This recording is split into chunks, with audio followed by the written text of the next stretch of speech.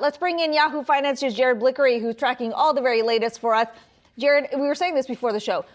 Bad news is good news. Sometimes, yes. Sometimes. And in the case of today, at least the JOLTS numbers could potentially point to a sign that the Fed's policy is taking hold. Yes, we have been at maximum employment for some time now, and that has mean the Fed has to turn the screws even more. So if there are fewer job openings, I guess the thinking goes that the Fed doesn't have to work as hard, and so we're seeing some of the terminal rate expectations come down, and well, to put it plainly, it's risk on here. So let's take a look at what's happening in the NASDAQ, up over 3%, up over 5.5% over the last 2 days.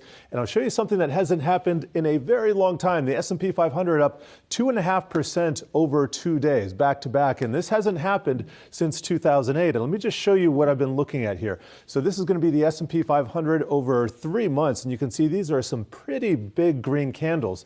Now, I ran the history just to see where and when this has happened in the past. Oh, there we go. And here we go. So this goes all the way back to about 2009, I believe, and not one single signal here.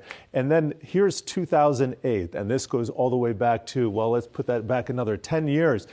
We do see a number of these signals clustering here, but that was right at the, I would say that probably 2/3 into the bear market. So that was not after the lows. And you can see there's a signal here. If you squint real hard, that precipitated much further lows. And then we saw these after the 2000. This was actually right at the top of the 2000 tech bubble. And then we saw another one here towards the bottom. But you can see many, many months until we saw actual liftoff. So I went back further in history. Suffice to say, the signals have not worked very well recently, although they did work in the 60s and 70s. And arguably, that is a more appropriate comparison to today's time frame and what we're looking at here. And Akiko, you mentioned OPEC Plus. Let me just show you what's happening with WTI crude futures, because I just saw a headline pass my screen that they're now considering a production cut of 2 million barrels per day. And on the back of that, we are seeing a huge rally here.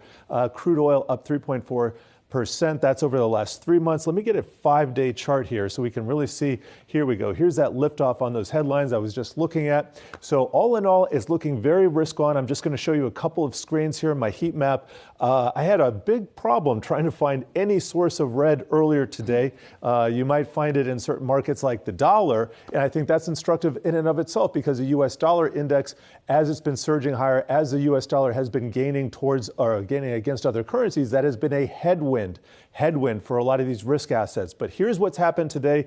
Chinese stocks, that's KWEB, that's up almost 7%, followed by meme stocks, ARK, IPOs, gambling, solar, chip stocks, internet stocks, everything that's been flagging. Here's another one. Here are meme stocks. Do you see any red on this board? Yeah, a tiny little few red spots in the corner here. Clovis, it looks like, is down marginally, but I haven't seen a board like this in some time. So you take it with a grain of salt here, because we do tend to see these flashy back-to-back rally days at the bottoms in certain bear markets. And doesn't mean that we are at the bottom. No, not necessarily, because we saw these were several false signals going back to 2000 in the past. So putting it all together, Akiko, it's nice to enjoy this rally, but we got to take all of this with a grain of salt as usual. Not being able to find any red. That's a good problem to have, right? We'll take it, at least at the start of Q4. Thanks so much for that, Jared.